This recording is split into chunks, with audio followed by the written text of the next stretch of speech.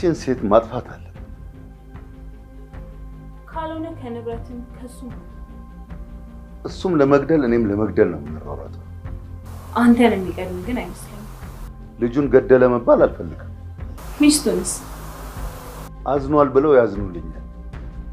ስለዚህ እንዳማረብሩት ሙት ማለት ቀሪ ጊዜህን በሰላም ስለዚህ እንስጠው ወይም ደግሞ የሆነ ነገር እንወስን።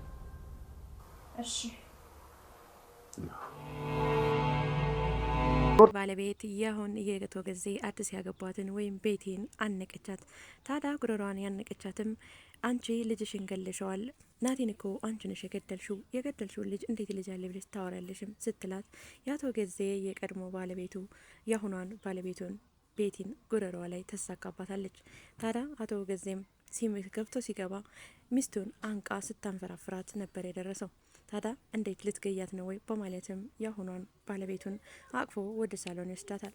ወደ ሳሎን ከወሰዳትም በኋላ ውሃ ሰጥቶ በብርጭቆ ሲግታትም ነበር። በሌላ በኩል ናቲ ይመጣል። ታዲያ ናቲ ሲመጣም አቶ ጊዜ ምን አመጣህ ምንድነው የሚያመላልስህ ሲለውም ነበር።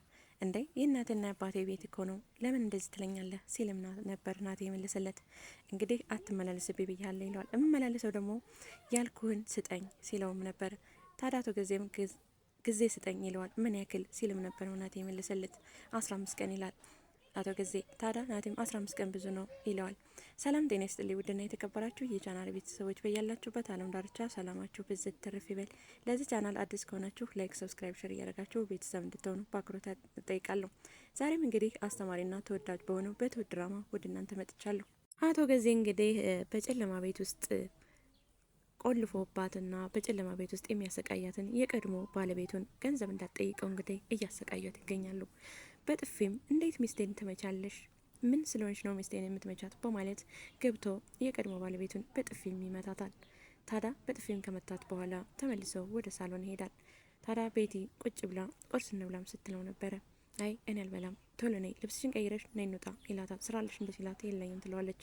ታዲያ አቶ ጊዜም ልጁ መጥቶ የእናቱን ንብረት ስለጠየቀ ንብረቱን፣ ቤቱንም፣ መኪናውንም በሙሉ በአሁኗ በቤቲ ስም በአዲሷ ሚስቱ ስም ለማዞር ይፈልጋል። ታዲያ ስሙን ለማዞርም ተቀጣጥረውም ሲወጡ ነበረ። ናቲን በሌላ በኩል መንገድ ላይ ታገኘውና ንብረት ግን በሙሉ የምትፈልገውን በሙሉ በእኔ በኩል ማግኘት አትችልም ወይ?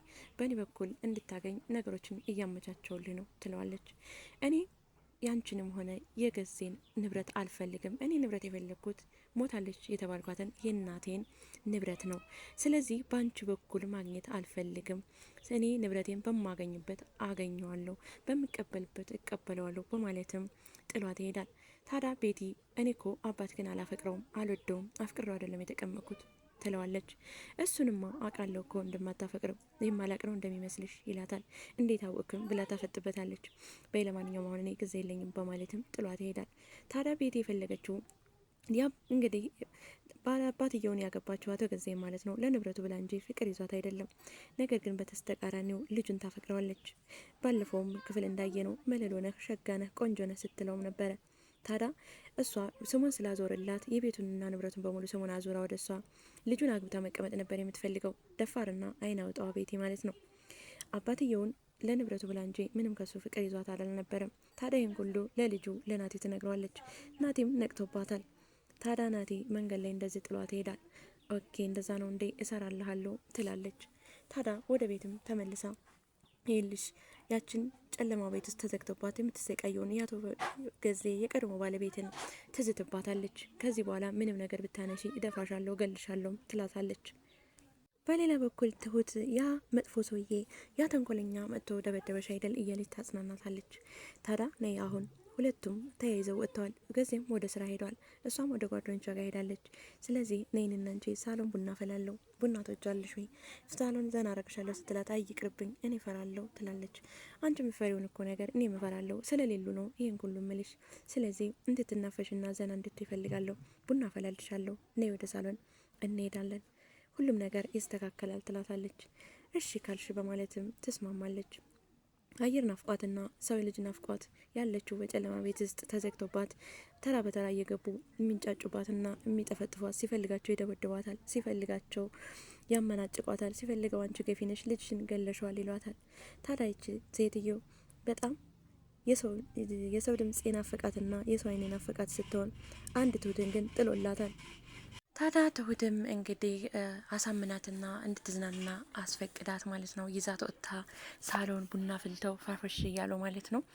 ከእንግዲህ ታግታ ጨለማ ውስጥ ከኖረችው ሴትዮ ጋር ትሁትን ጥሎላት ቡናም ይጠጣሉ ማለት ነው። ግን መቼ ነው ልጁ የመቃብርን ወስደሽ የምታሳይ በማለት ትጠይቃታለች።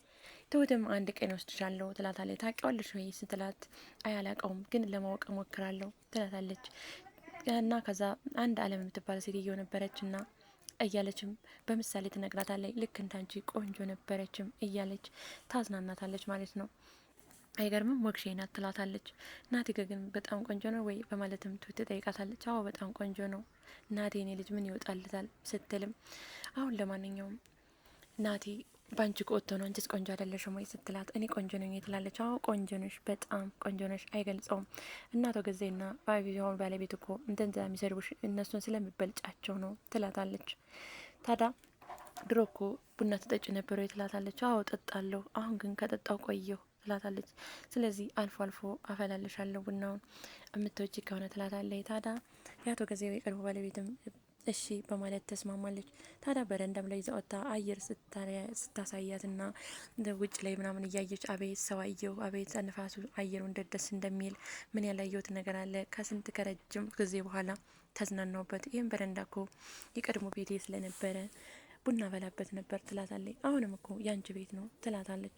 አሁንማ የኔ ቤት አይደለም በማለትም ምሳ አዘጋጅቻለሁ፣ ለማንኛውም አሁን ግቢ ወደ ውስጥ ግቢና ምሳ እንብላ ትላታለች። ታዲያ ምሳ ሳሎን ሰጥታት ነበረ። ታዲያ የቀድሞ ባለቤት ያቶ ገዙ የቀድሞ ባለቤቱ ማለት ነው ያን ከጨለማው ቤት ወጥታ ሳሎን ምሳ ትበላለች። ሁሌም እንደዚህ ሲሄዱ አንዳንድ ቀን ቡና ፈላልሻለሁ ምግብም እዚህ ትበያለች ትላታለች። በጣም ደስ ብሏት እሺም ትላለች። በሌላ በኩል አቶ ገዜን ከሆነ ባለቤቱ ጋር ከቤቲ ጋር ማለት ነው። ለማንኛውም አሁን ምን ማድረግ እንዳለብን አናቅም፣ ስለዚህ ይችን ሴትዮ መግደል አለብን ይላታል። ታዲያ እሷም እንደምትገሏት ምናምን ትስማማለች። ታዲያ ትሁት በሌላ በኩል እያዳመጠችም ነበረ። ያወሩትን ሁላ መኝታ ክላሳቸው ገብታ ትሁት ሙሉ ለሙሉ ሰምታለች። እናም ትሁት እንግዲህ ለምን እናትና ልጅን እንደማታገናኛቸው አይገባኝም። ነገር ግን ብዙ ነገር ሰዎቹ በጣም መጥፎች ስለሆኑ ፈርታ ሊሆን ይችላል። ልጅና እናትን ብታገናኛቸው ምን ያክል ትልቅ ችግር እንደሚፈጠር ስለምታውቅ ለዛ ሊሆን ይችላል። ቆይ ለማንኛውም አሁን እንደሚገሏት ስለሰማች ትሁት የሆነ ነገር አንድ ነገር ትወስን ይሆናል። ታዲያ የአቶ ጊዜን ባለቤት ይህን ካወሩ በኋላ ናራት ጋብዘኝ ትለዋለች። እኔ ከአንቺ ጋር ቤት ካልሆነ ውጭ ላይ ምግብ አልበላም ይላታል። ለምን ትለዋለች። ባለፈው እኮ ለጓደኛሽ ቁጭ ብለን ምሳ እየበላን እያለ ምንሽ ነው ስትልሽ አባቴ ነው አልሽ፣ ስለዚህ በእኔ ታፍሪያለሽ ይላታል። አንዴ እየቀለድኩ እኮ ነው እንደዛ ያልኩት፣ እሷም እኮ ታውቃለች አባቴ እንዳልሆንክ። ለነገሩ ደግሞ አባቴ ብለስ ምን ችግር አለው? አንተ እኮ ባሌም አባቴም ነህ ትለዋለች። ቀጣፊዋ ቤቲ ማለት ነው። ታዲያ አቶ ጊዜም ለማንኛውም አሁን ከአብኔ እናንተ ወጥተን እራት ማንበላ ከሆነ ለእኔ ብረስጠኝና ከጓደኞች ጋር ወጥቼ ዘና ብዬ በልቼ እገባለሁ ስትለውም አይ አብረን እንወጣለን ይላታል። ታዲያ በሌላ በኩል ደግሞ ናቲ ወደ አቶ ገዛይ ቤት መጥተው ነበር። አንተ ገዛይ ግን ምንድን ነው የሚያመላልስህ ይለዋል። ታዲያ ልጁም እኔ እንዳልመላለስ ከፈለግ እያልጠየቅኩን ስጠኝ በማለት ይመልስለታል። ሲቀጥል ደግሞ የእናቴ ቤት እኮ ቤቴ እኮ ነው፣ ለምንድን ነው የማልመላለሰው? የጠየቅኩን ገንዘብ በሙሉ ካልሰጠኝ፣ የእናቴ ንብረት ካልሰጠኝ እንደውም ገብቼ እዚህ ነው ቁጭ የሚለው ይለዋል። መሞት ትፈልጋለህ ወይ መኖር ትፈልጋለህ ወይ ሲለውም መኖር አልፈልግም፣ እኔ አንዳችን መኖር አያስደስተኝም፣ ነገር ግን እኔ ጠየቅኩህና የጠየቅኩህን ገንዘብ ብቻ እንድሰጠኝ ነው የምፈልገው በማለት ይመልስለታል። ታዲያ አቶ ገዚህ ልጅ ናቲም 15 ቀን ብዙ ነው ሲለው ነበረ። ለማንኛውም ልክ በዚህ ባስጠየቁ ቀን ውስጥ ብሬም ባታመጣ በማለትም ዝቶበት ይሄዳል ማለት ነው። እንግዲህ ቀጣይ ክፍል ምን እንደሚፈጠር እናትና ልጅ ይገናኙ ሆነ ወይስ እንደገና ደግሞ ወይስ አባትየው ንብረቱን እውነቱን በቤት ስም አዙሮታል ወይስ ደግሞ ለናቲ ብሩን ይሰጣል ወይ የጠየቀውን ገንዘብ ይሰጣል ወይ? የማይሰጥ ከሆነ ደግሞ ምን ይፈጠር ይሆን የምንለውን በቀጣይ ቪዲዮ ዘላችሁ የሚመጣ ይሆናል። ለዛሬ እኔ ያልካልኳችሁ በቂ ነው። ለዚህ ቻናል አዲስ ሆናችሁ ላይክ፣ ሰብስክራይብ፣ ሼር እያደረጋችሁ ቤተሰብ እንድትሆኑ በአክብሮት እጠይቃለሁ። በሌላ ቪዲዮ እስከምንገናኝ ድረስ ቸር ሰንብቱ። ባይ ባይ።